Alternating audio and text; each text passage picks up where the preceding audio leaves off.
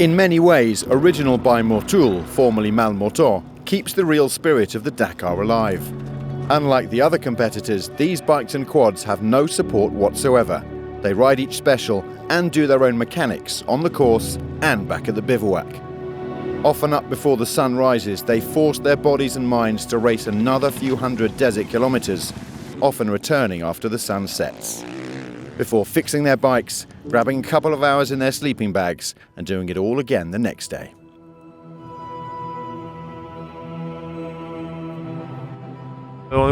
This morning we left the bivouac at 6 o'clock, I think. Waking up at 5 on the Dakar, that's a lion.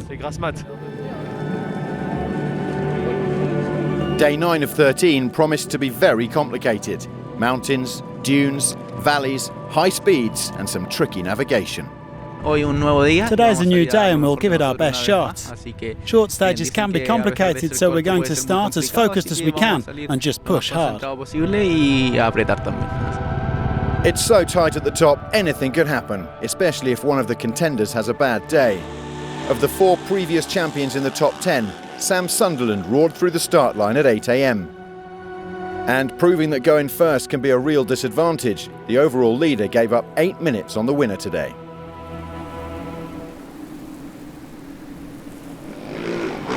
Another former winner, Ricky Brabeck, led for much of the first half of the special and was one of 4 Honda factory team riders in the top 5 at the midway point, finishing the day in 3rd.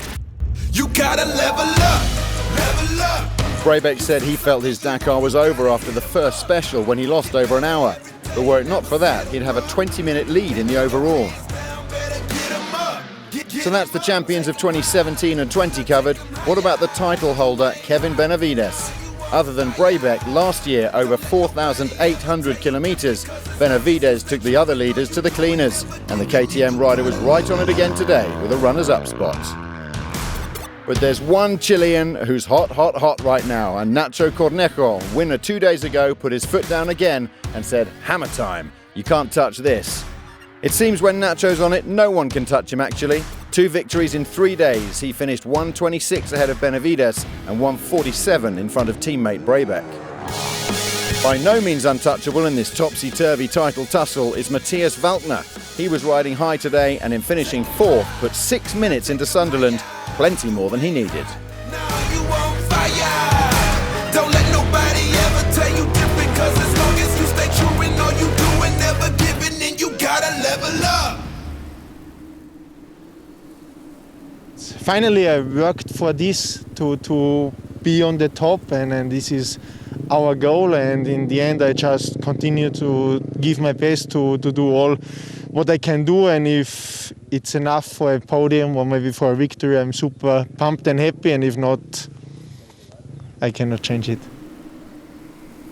Nacho's 5th career win, continuing Honda's excellent week. They had half of the top 8. Waltner now leads Sunderland by just over 2 minutes. Quintanilla was on the virtual podium for a while, but you'd be a fool to ride off any of the top 6. Only 11 quads took the start for stage 9. Realistically, Alexandre Giroud just needs to make it to the finish line in Jeddah to take the title. He was 2nd today behind Argentine-American Pablo Copetti, who won for a 2nd time, and he hasn't given up on making the podium top step.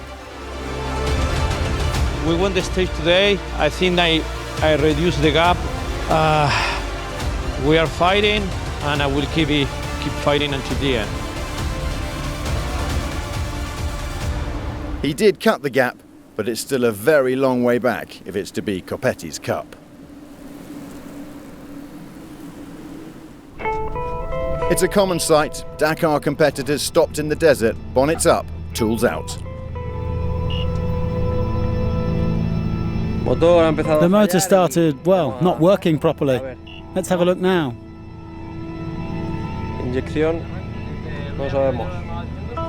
It's a problem. Here in the dunes, it's a problem.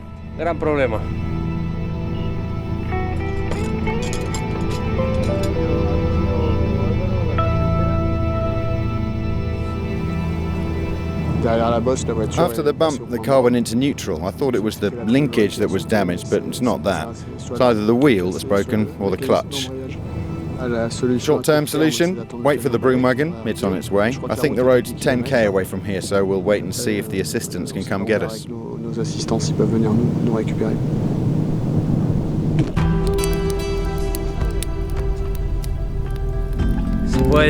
assistants can come and get us. It's not going to be easy, but I'm sure we'll be able to carry on.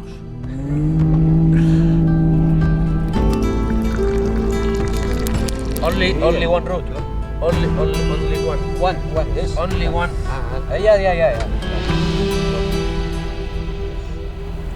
Thankfully, there is on-course assistance, but when it arrives, it doesn't necessarily bring good news.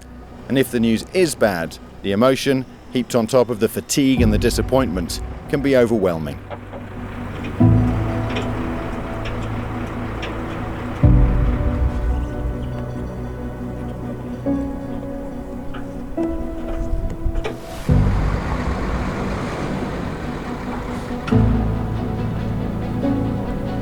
Le Mans and La Roche's rally is over, but for TH Truck's Mario Rodriguez, help arrived in duplicate, a teammate and a competitor, and their Dakar continues. Yesterday, a second stage for the new Audi at the hands of Matthias Ekstrom. My goal before the Dakar was to finish all 12 stages, to drive fast as I can, with no risk, that I can collect maximum experience. That we will win a stage was not on the bucket list and not even in the dreams. Tomorrow we will experience something new, is to be first on the road and open completely with no lines of a car in front. So we already look forward for this experience, because I think that will be a shock for us when there is no line to follow. Being first car on the road is the honour bestowed upon the previous day's stage winner. Despite a fantastic middle section to the rally, Sébastien Loeb was almost 40 minutes behind Nasser Al-Attiyah before today's start, and he wasn't able to make any inroads despite having the pedal to the metal in 6th, almost non-stop for 35k. Good run, without any big push, and we finish 3rd. We are quite happy, Toyota look today in good shape, 1st and 2nd and 3rd. Henk Lattegen fighting back from a low point on stage 4, but on the good days the South African's pace is excellent. A win last week and now a second just 9 seconds off the scratch. 2009 winner Janil de Villiers has had a troubled Dakar, and he'll be pleased to have set a scratch time. An 18th Dakar win for the South African, he's up to 5th. We will see, there's still 3 stages to go, so anything can still happen, so we keep on trying our best to the end for sure. A Toyota treble, the first time a constructor has had a 1-2-3 in this edition of the Dakar in the cars. Nasser still in absolute control. Seb could do nothing today. His title hopes are slipping away. Although he does continue to lead the W2RC standings.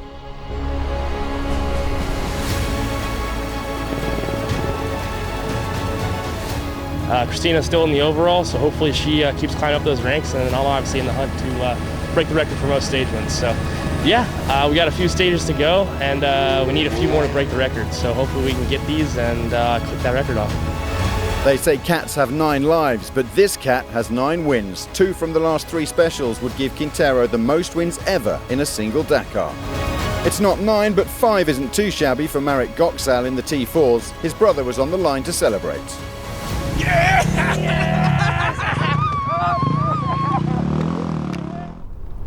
Austin Jones finished second in a Goksal sandwich today, but is comfortable overall.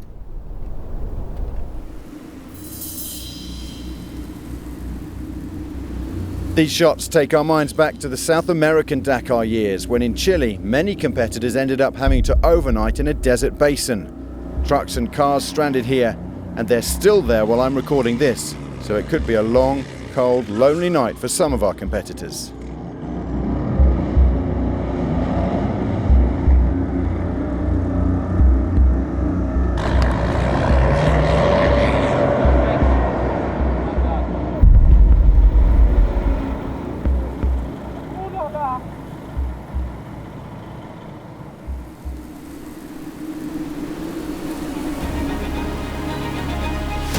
Meanwhile, guess what? Kamaz dropped the ball and gave up one of their podium spots on the day to Martin Maciek.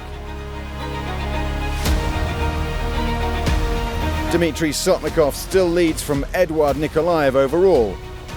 And the Blue Beasts are still dominant, of course. And finally, it's not been a good couple of days for brothers Albert and Stepan Pants. They've been around the bottom since day one, but the Pants have been pulled right down over 2 legs. And if you can forgive me for that, we'll see you again here tomorrow. It was too good to miss. It's Dakar 2022 and it's almost over.